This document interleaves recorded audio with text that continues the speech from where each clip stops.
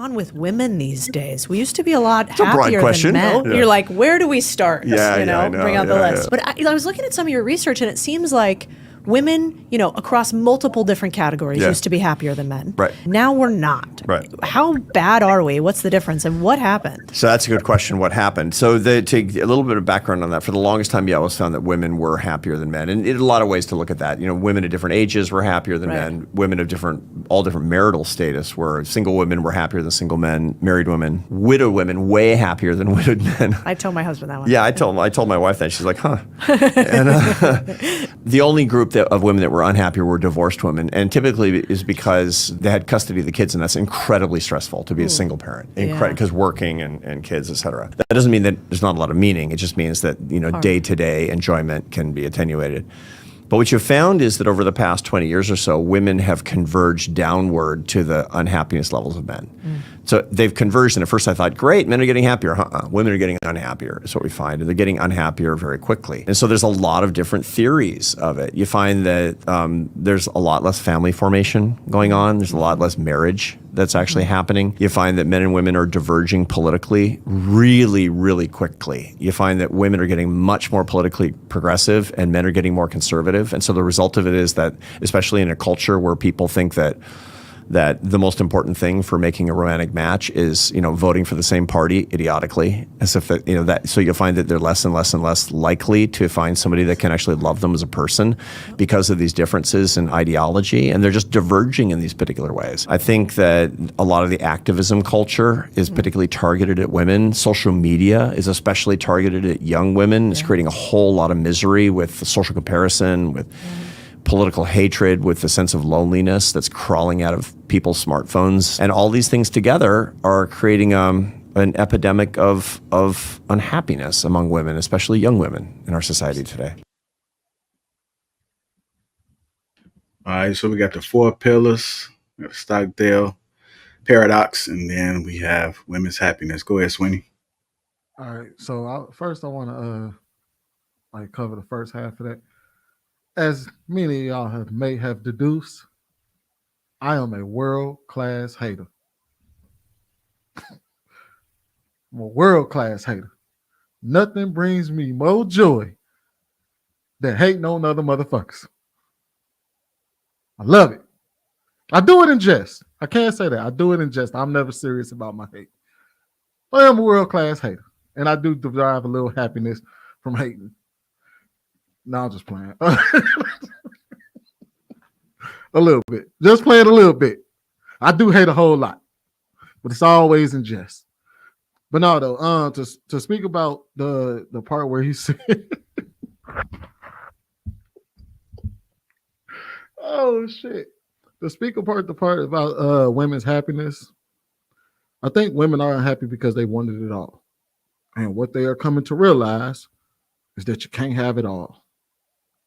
Regardless of which way the pendulum swings, you got to pick whatever you got. There's choices and trade-offs to everything. And what they're realizing is that the juice ain't worth the squeeze for the shit that they asked for back then. So now that they realize they can't have it all they're gonna do is sit around and try to complain and then make the men change, and that shit ain't happening. So she's gonna have a bunch of unhappy ass people out there doing unhappy ass people shit. And then I'm gonna be sitting back hating on all of them. But to be serious, I agree with both Bruiser and the guy about the 4 pillars of happiness. I ain't gonna lie to you. I just was sitting back and taking notes. I ain't gonna lie to you. All right, go ahead, Brother Hink. Well, I'm gonna talk about these 4 pillars of happiness. 4 pillows, I'm sorry. I guess with religion, friendship, work, and family. Those things are important to me. I mean, those things are important. I mean, no particular order that I would put them in. That's very important to me.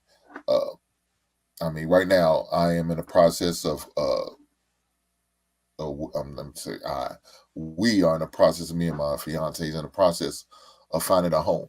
And so we had to make sure we are able to accommodate not only me and her daughter, but my son, but her other kids that she has, young adult kids.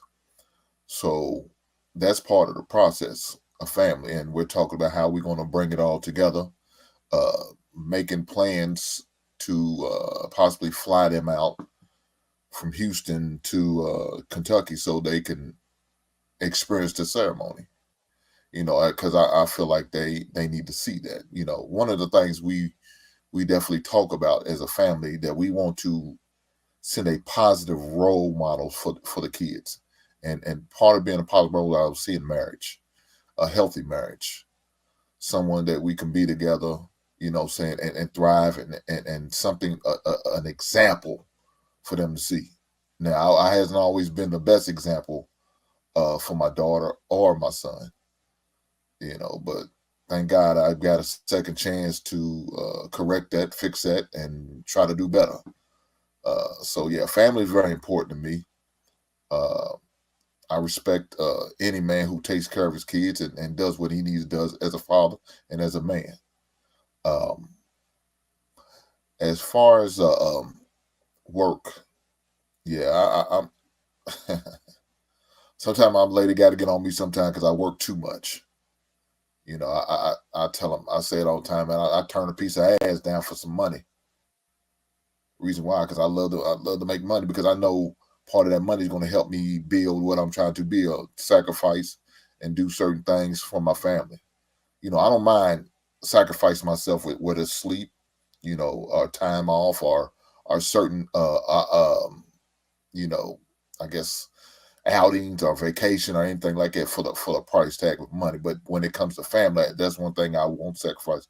Even at one time, Jay, when we was on the show, I told you, man, I couldn't stay on the Sunday show. I enjoy Sundays, and I appreciate you doing those things. But in support of family, I had to make sure I was there for my son. Because I take that very serious. And as far as religion, it was ordained for me to lead my family. And so with doing that, I had to lead them spiritually as well as physically. And so make sure my kids and her kids and her is all in the right place. Make sure I be the spiritual leader that she needs to see. Live through the word and run my household in that fashion. I think what was the other? I think that was it. Was that all four? If it wasn't, no, friendship. Okay, man, friendship is very important. I know we come in a time where we used to swipe right, hit the like button, accept, and all of a sudden they're your friend. I come from the old school. Yeah, I got to know you down with me. And then not just because everything's going right in my life or everything's going right in your life and we all good. But where was you when I was going through my issues, when I was going through divorce, when I was going through my separation? Was you there getting on me, telling me, Hank, you fucked up. You made a bad decision. Now you got to live with it. Was you there for me when I say, man, can I sleep on your couch? She put me out. Was you there with me when I, saying my money was funny? When I was short, when I had to make a decision whether I'm going to pay for my car insurance or pay that child support? Was you there with me? You know what I'm saying? Was you there with some words of encouragement? And not necessarily loaning me some money, but just say, Hank, it's going to be all right, dog. You're going to get through this. And if you was, I would consider you a friend. But if you wasn't, you was a burden. And I had to cut your ass loose. So I'm going to leave it there.